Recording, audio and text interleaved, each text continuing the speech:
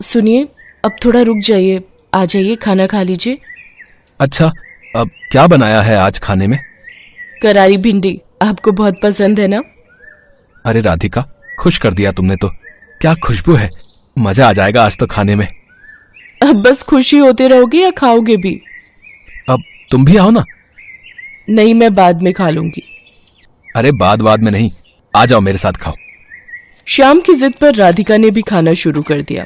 श्याम और राधिका की शादी को 5 साल हो गए थे। वो दोनों ही एक दूसरे से बहुत प्यार करते थे। श्याम एक किसान था और खेती बाड़ी करके अपना गुजारा करता था। श्याम दिन भर अपने खेत में काम करता और राधिका घर संभालती। खाना खाने के बाद राधिका श्याम को एकटक देखती रही। अरे अब क्या हो गया, ऐसे क्यों देख रही हो? देख रही हूँ कि आप दिन भर कितनी मेहनत करते हो और आपकी इस मेहनत का फल कोई और ही ले जाता है। अच्छा, वो सरपंच की बात कर रही हो। अब बात तो साफ है ना राधिका, कर्जा लिया है तो पाटना तो पड़ेगा ही ना। बोलो। मैं सरपंच की बात नहीं कर रही हूँ, मैं तो उस किशन की बात कर रही हूँ। सारा दिन मेहनत आप करते हो और सारा मुनाफा वो लेता है। अरे तो उसमें अब मैं क्या करूं? खेती बाड़ी छोड़कर उस किशन की तरह सब्जी बेचने लग जाऊं क्या? हाँ, तो उसमें बुराई ही क्या है, और उसके लिए खेती छोड़ने की भी कोई जरूरत नहीं है। मैं तो बस ये कह रही हूँ कि जो सब्जी आप उगाते हो उसे आप खुद ही जाकर बेचा करो ना। अच्छा, और खेती बाड़ी कौन देखेगा? आप ही देखोगे, और जरूरत पड़ी तो मैं मदद कर दिया करूंगी। देखो, चाहे थोड़ी कम ही खेती कर लो, पर अपनी सब्जी आप खुद ही बेचो। मुझे एक बात बताओ जरा, इस बार वो किशन टमाटर कितने में लेकर गया आपसे? अब 50 किलो निकले थे तो वही 5 रुपए के हिसाब से लेकर गया था वो। हे भगवान, आपको पता भी है कि बाजार में इस समय टमाटर का क्या भाव चल रहा है? वो आपके ही टमाटर पूरे 5 गुना महंगे बेच रहा है बाजार में। अरे पर मुझे नहीं आता ये दुकान वुकान चलाना। दुकान चलाने को कौन कह रहा है? बस आप अपनी सब्जी लेकर बाजार में बैठ जाओ, लोग अपने आप आएंगे आपके पास सब्जी खरीदने के लिए। अब ठीक है, इस बारे में हम बाद में बात करेंगे, अभी तुम घर जाओ। राधिका खाने का डिब्बा लेकर घर चली गई, लेकिन उसके जाने के बाद श्याम बहुत देर तक उसकी बात पर सोच विचार करता रहा।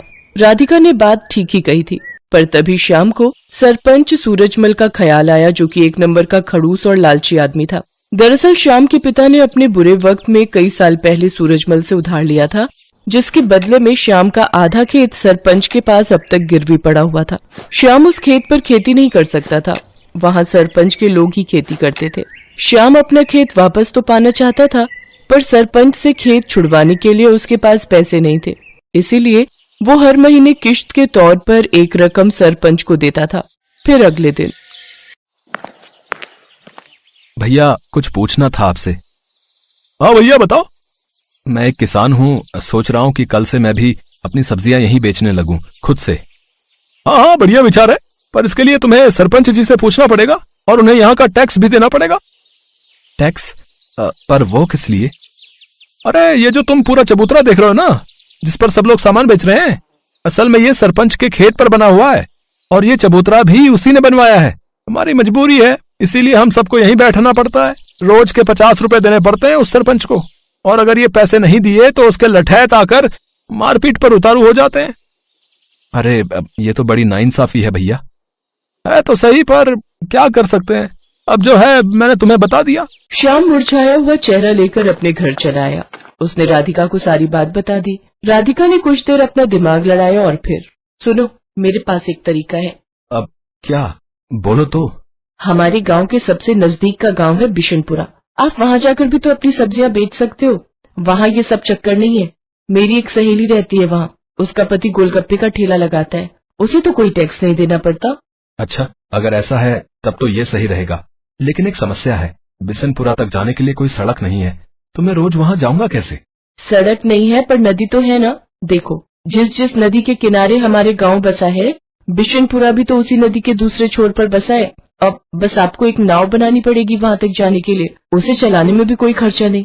श्याम को राधिका की बात भा गई। अगले ही दिन श्याम ने अपनी जमा पूंजी से मोटी रकम खर्च कर गांव के बढ़ई से एक बढ़िया नाव बनवा ली और फिर वो उस नाव को नदी में लेकर गया। उस दिन राधिका और श्याम बहुत देर तक नाव में नदी की सैर करते रहे। श्याम नाव चलाकर उसे बिशनपुरा तक घुमा लाया। राधिका ने देखा कि वहाँ राशन वगैरह की दुकानें तो थी, पर सब्जी की दुकानें बहुत ही कम थी और ये देखकर श्याम और राधिका की अच्छी कमाई की उम्मीद और बढ़ गई। अगले दिन से ही श्याम अपनी नाव से सब्जियां लेकर बिशनपुरा जाने लगा। वो वहाँ जाता और सब्जी बेचता। बिशनपुरा के लोगों को भी उसकी सब्जियां पसंद आई, क्योंकि सीधे खेत से लाने की वजह से वो सब्जियां बहुत ताजी रहती थी। साथ ही श्याम सब्जियों के वाजिब दाम ही लेता था। तो इस तरह राधिका और श्याम के दिन बहुरने लगे। फिर कुछ दिनों के बाद, राम राम सरपंच जी। आ गया तू श्यामू? जी मालिक। सुना है आजकल बड़े नोट छाप रहा है। कहाँ सरपंच जी, बस 2 पैसे बच जाते हैं। मालिक, ये इस महीने की किस्त है। मैं चलता हूँ, मुझे थोड़ी जल्दी है। अरे रुक तो सही, कहाँ की जल्दी है? वैसे दिमाग तो खूब लगाया तूने। टैक्स नहीं दिया, चल कोई बात नहीं, पर अपना उधार तो चुका भाई, जो तेरे बाप ने मुझसे लिया था। अब चुका तो रहा हूँ सरपंच जी, हर महीने किस्त देकर जाता तो हूँ आपको। देख, अब बहुत हुआ, या तो तू मेरे पूरे पैसे एक साथ लौटा, वरना अपना खेत मेरे नाम कर दे, समझा? पर सरपंच जी, परवर कुछ नहीं, 3 दिन का वक्त दिया है तुझे, जा जाकर पैसों का इंतजाम कर, वरना अपना खेत भूल जा, समझा? असल में सूरजमल श्याम से चिढ़ गया था। उसे इस बात से तकलीफ थी कि श्याम उसके बाजार में सब्जी क्यों नहीं बेच रहा है, इसीलिए अब वो उसे परेशान कर रहा था। उधर श्याम को जब कोई उपाय नहीं सूझा तो उसने तय कर लिया कि वो आधा गिरवी रखा खेत सरपंच के नाम ही कर देगा। अगले दिन बहुत भारी मन से श्याम सरपंच के पास पहुंचा। हाँ बता, फिर क्या सोचा तूने? सरपंच जी, इतनी बड़ी रकम तो मैं चुका नहीं पाऊंगा, आप मुझे ले चलिए कचहरी, मैं जमीन आपके नाम ही कर दूंगा। वैसे उधार निकाल कर उसमें से कुछ पैसे बचेंगे क्या? क्यों, बस उधार ही चुकाएगा क्या? मेरा ब्याज वो कौन देगा है? ठीक है सरपंच जी, मैं कल सुबह आ जाऊंगा आपके पास, चलेंगे फिर कचहरी। उस रात श्याम को एक पल के लिए नींद नहीं आई, क्योंकि उसका आधा खेत उसके हाथों से निकल रहा था और अपना खेत बचाने के लिए फिलहाल उसके पास कोई तरीका नहीं था। तभी आधी रात को उसे बादलों के बहुत तेज गरजने की आवाज सुनाई दी। कुछ ही देर में झमाझम बारिश होने लगी। बारिश बहुत तेज थी। पूरे 4 दिनों तक वो बारिश ऐसे ही होती रही और पूरा गांव बाढ़ में डूबने लगा। कचहरी जाना तो दूर, फिलहाल कोई अपने घर से बाहर तक नहीं जा पा रहा था। बाढ़ की वजह से लोगों को बहुत परेशानियां होने लगी। किसी के घर में पीने का पानी नहीं बचा था, तो किसी के घर में अनाज खत्म हो गया। ऐसे में श्याम ही वो इंसान था जिसने सबकी मदद करने के बारे में सोचा। वो अपनी नाव की मदद से सबकी जरूरत का सामान उन तक पहुंचा रहा था। हर कोई श्याम की तारीफ कर रहा था। और फिर, अजी सुनते हो? हाँ, क्या हो गया? अरे आपने सुना क्या, सरपंच जी के घर की दीवार गिर गई है। बारिश का सारा पानी उनके घर में घुस गया है। शांता बता रही थी कि बाकी लोग तो सही समय पर निकल आए, लेकिन सरपंच जी अपने पोते के साथ घर के अंदर फंस गए हैं। अरे तो मुझे जाना चाहिए, फौरन जाना चाहिए। इतना कहकर श्याम ने तेजी से अपनी नाव चलाई। उसने जाकर देखा तो वाकई सरपंच अपने पोते को कंधे पर बिठाए पानी में डूबा खड़ा था। वो चिल्ला चिल्ला कर मदद मांग रहा था। बाढ़ का पानी उसके गले तक आ रहा था, लेकिन श्याम फौरन अपनी नाव लेकर सरपंच के नजदीक गया और सरपंच और उनके पोते को अपनी नाव पर बिठाकर बाहर निकाल लाया। पूरे 3 दिनों तक सरपंच और उसका पोता श्याम के घर की छत पर रहे। जब पानी का स्तर कुछ कम हुआ तो श्याम ने सरपंच से कहा, सरपंच जी, अब रास्ते खुल गए हैं तो कचहरी चलें। बस करो श्याम, मेरी आंखें खुल गई हैं भाई। मैंने तुम्हें और तुम्हारे बाबा को बहुत परेशान किया, पर फिर भी तुमने मेरी और मेरे पोते की जान बचाई। मुझे माफ कर दो। और रही बात उस खेत की, तो वो हमेशा से तुम्हारा था और आगे भी तुम्हारा ही रहेगा।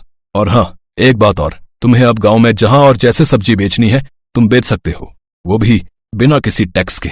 सरपंच की बात सुनकर श्याम और राधिका खुशी से मुस्कुराने लगे। बारिश थम गई थी, लेकिन उसने सूरजमल के मन पर चढ़े मैल को हमेशा हमेशा के लिए धो दिया था।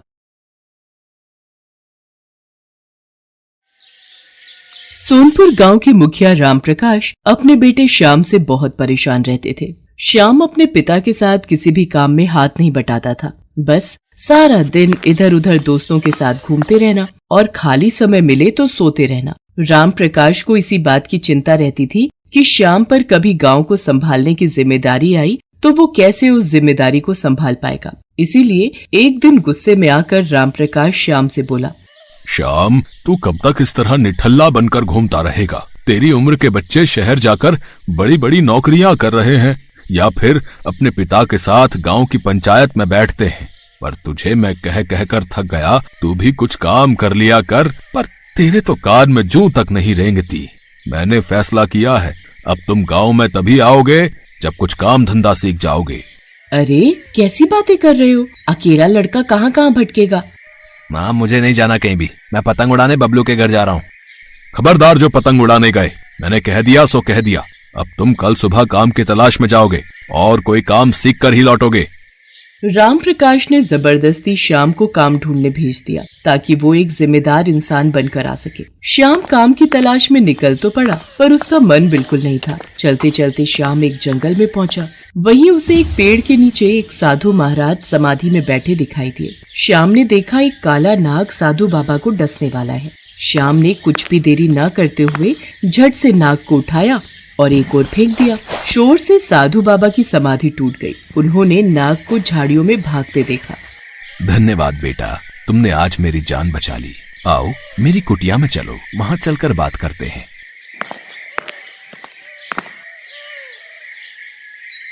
बाबा आपकी कुटिया तो बहुत सुंदर है, ये तो बांस से बनी हुई है। बेटा ये बांस की कुटिया मैंने स्वयं बनाई है। बांस को जोड़ जोड़ कर बहुत मेहनत से मैंने इसे तैयार किया है। बाबा क्या मैं कुछ दिन यहाँ आपके पास रह सकता हूँ? हाँ हाँ बेटा बिल्कुल रह सकते हो। श्याम उन साधु बाबा के साथ ही रहने लगा। वो साधु बाबा की बहुत सेवा करता था। वहाँ पर श्याम ने बांस से घर बनाना सीखा। एक दिन साधु बाबा श्याम से बोले, श्याम बेटा अब मुझे यहाँ से दूसरे स्थान पर जाना है। अब तुम्हारा भी अपने गांव लौटने का निश्चित समय आ गया है। पर बाबा मुझे तो मेरे पिताजी ने कहा था जब तक मैं कोई काम धंधा नहीं ढूंढ लेता तब तक मैं गांव वापस नहीं जा सकता। काम तो तुमने सीख लिया बेटा, तुमने बांस के घर बनाने सीखे हैं, वो भी बहुत मेहनत का काम है। अब तुम अपने गांव जाना और वहां पर तुम जल्दी ही बांस के घर बनाना शुरू कर देना। बस यही तुम्हारा काम है। एक दिन ये बांस के घर तुम्हारे बहुत काम आएंगे। श्याम साधु बाबा से विदा लेकर वापस गांव पहुंच जाता है और अगले दिन बांस मंगवाकर पूरे गांव में बांस के घर बनाने शुरू कर देता है। पता नहीं इस लड़के को मैंने काम धंधा ढूंढने भेजा था, पर ये तो बांस के घर बनाने में लग गया है। देखने में घर कितने सुंदर और मजबूत हैं। पर ये घर किस काम के? यहाँ कौन रहेगा? गांव में सबके अपने अपने घर, अपनी जमीन जायदाद है और ये फिजूल की मेहनत कर रहा है।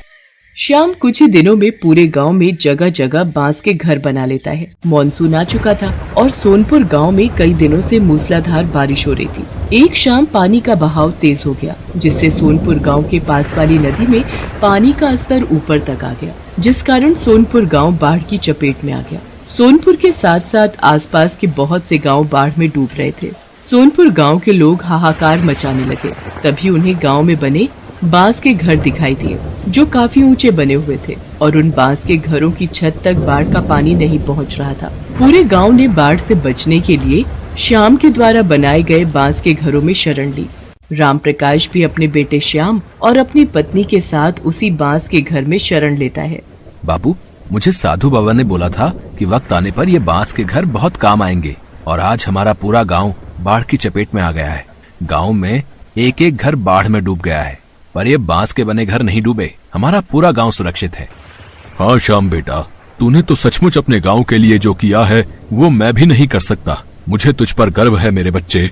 कई दिनों तक गांव के लोग आराम से बांस के बने घर में रहते रहे। फिर सब कुछ ठीक हो गया। गांव वालों ने श्याम की बहुत तारीफ की। आसपास के गांव वालों ने जब इस बात को सुना तो वो भी बांस के बने घर देखने के लिए आने लगे। राम प्रकाश जी, आपका बेटा तो बहुत होनहार है। ये बांस के घर बनाकर उसने सचमुच आपके गांव को सुरक्षित कर दिया। हम चाहते हैं श्याम हमारे गांव में भी ऐसे ही बांस के घर बना दे, ताकि बाढ़ आने पर हमारे गांव वाले भी सुरक्षित रहें। जितनी भी लागत लगेगी वो तुम ले लेना श्याम बेटा, पर हम सबके गांव में तुम ऐसे ही बांस के घर बनाने का काम शुरू करवा दो। ठीक है, मैं कल से ही और लोग अपने साथ मदद के लिए ले लेता हूँ, और आप लोग चिंता मत कीजिए, मैं सभी गांव में बांस के घर बनवा दूंगा। भला हो उन साधु बाबा का जिन्होंने मेरे बच्चे को इतना मेहनती बनाने में मदद की। आप सही कह रहे हो। हमारे श्याम ने सचमुच बहुत अच्छा काम किया है। श्याम के द्वारा बनाए बांस के घर दूर दूर तक मशहूर हो गए। बहुत से गांव के मुखिया अपने गांव में बांस के घर बनवाने लगे। धीरे धीरे श्याम का बांस के घर बनाने का काम एक व्यापार में बदल गया और उसने इस काम में बहुत तरक्की की। श्याम ने मन ही मन उन साधु बाबा को धन्यवाद दिया जिनके कारण उसे ये